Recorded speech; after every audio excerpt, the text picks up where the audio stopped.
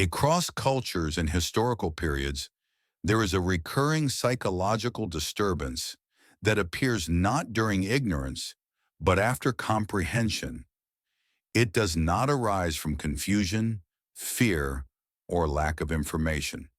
It appears after recognition, after something has been noticed and cannot be unnoticed. In personal correspondence, archival case notes, philosophical fragments, and institutional records, this disturbance is described indirectly, not as distress, but as interference. Tasks once performed fluidly begin to stall. Roles once inhabited with ease become awkward. The individual does not lose capacity, they lose automaticity. What emerges is not dysfunction in the clinical sense. It is a disruption of functioning caused by awareness itself. This phenomenon is not rare.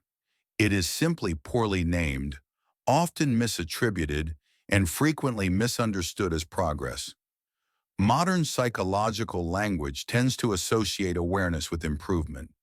Historical material does not support this assumption. In many institutional settings, monasteries, military hierarchies, craft guilds, early bureaucracies, awareness was treated cautiously. It was rationed, sometimes discouraged, sometimes delayed. Not because ignorance was valued, but because functioning was. Records from early industrial management, for example, reveal a quiet resistance to explanatory transparency. Workers were trained in sequences, not rationales, not due to malice, but due to observed interference. When attention shifted from execution to interpretation, efficiency declined. Errors increased. This pattern appears repeatedly. Awareness did not refine action, it interrupted it. The interpretation that gradually emerged, particularly in late modern psychological thought, reframed awareness as inherently corrective. To know more was assumed to mean to function better. Conscious insight became associated with autonomy, maturity, and self-coherence. This interpretation did not arise arbitrarily. It followed cultural shifts that elevated individual meaning-making over role-based continuity. As traditional structures weakened, awareness was positioned as a substitute stabilizer. Psychoanalytic traditions contributed to this reframing, but not uniformly. While Freud emphasized making the unconscious conscious, he did not suggest that consciousness was comfortable or stabilizing. He repeatedly noted resistance, paralysis, and symptom substitution.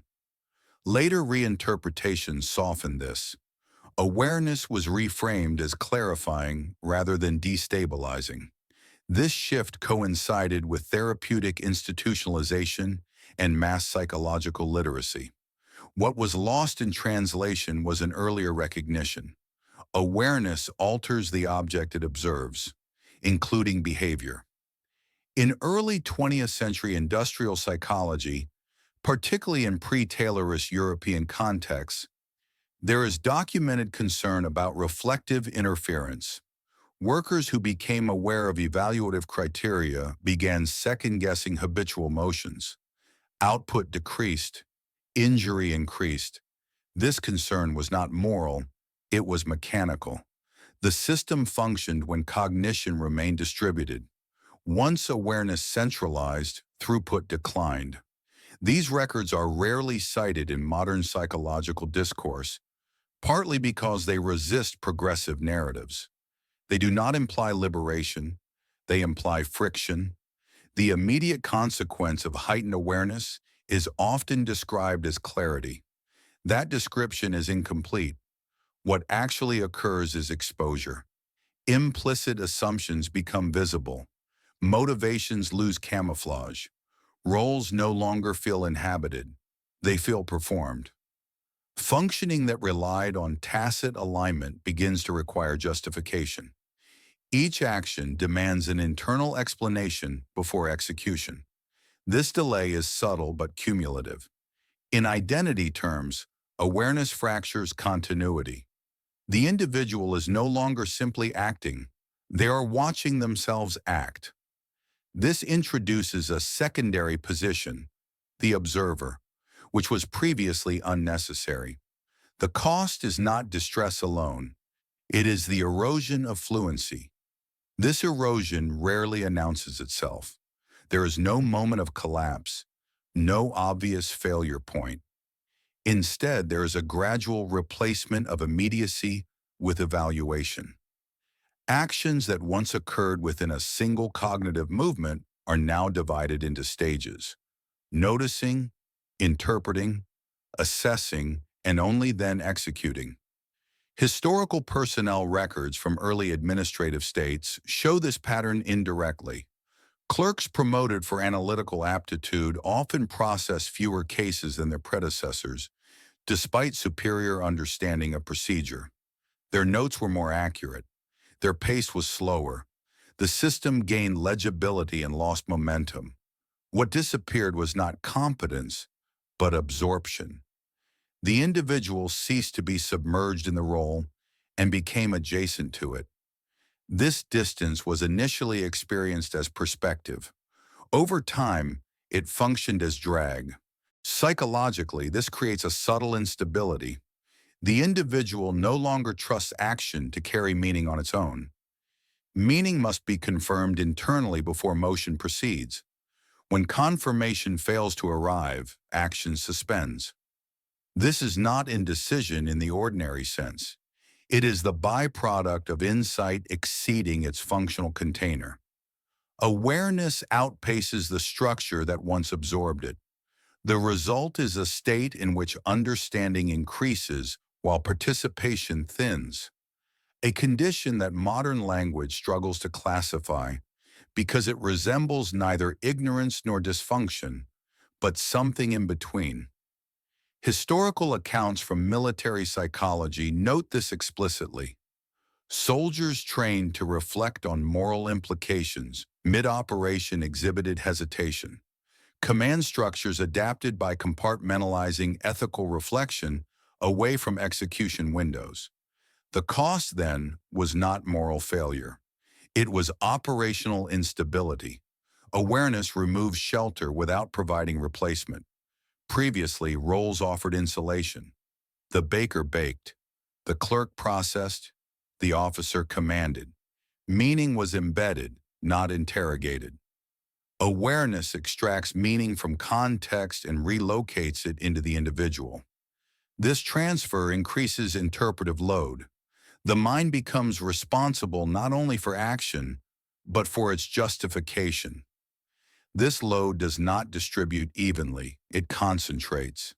As a result, individuals report feeling less certain despite greater understanding.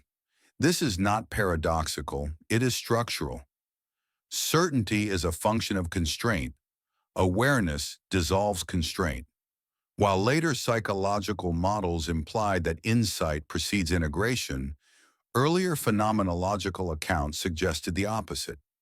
Maurice Merleau-Ponty argued that conscious reflection disrupts embodied action by objectifying it. Once movement becomes an object of thought, it loses immediacy. Modern cognitive behavioral interpretations often invert this, suggesting that reflective awareness restores control. This contradiction is rarely resolved. It is usually ignored. The result is a hybrid narrative that promises functionality through insight while quietly documenting its disruption. The modern failure occurs when awareness, developed in reflective, protected contexts, is applied universally. Therapeutic insight is transferred into operational domains. Introspection enters execution environments. The assumption is that understanding scales. It does not. Awareness that emerges slowly, under containment, destabilizes when introduced abruptly or broadly. Context matters. Timing matters. Psychological readiness is not transferable. This is why institutional attempts to mandate awareness through transparency initiatives, reflective practices, or values alignment programs often degrade performance. The failure is not resistance, it is overload. Contemporary audiences inherit awareness stripped of its historical cautions. They receive the promise without the constraint. Awareness is framed as universally beneficial rather than conditionally destabilizing. The cost is omitted. This omission produces misattribution. When functioning declines, the awareness itself is not questioned. The individual is. This reinforces the belief that the problem is insufficient integration rather than excessive exposure. What remains unresolved is not whether awareness is valuable. That question is too simple. The unresolved tension is structural. Awareness clarifies meaning while simultaneously interfering with execution. It expands understanding while narrowing fluency. This cost does not conclude, it accumulates. Modern systems continue to demand both insight and performance, clarity and speed, reflection and output, without acknowledging their incompatibility. Awareness persists, functioning adapts, the friction remains, and the cost continues to be paid not as collapse but as quiet inefficiency, a mind that knows more and does less automatically than it once did.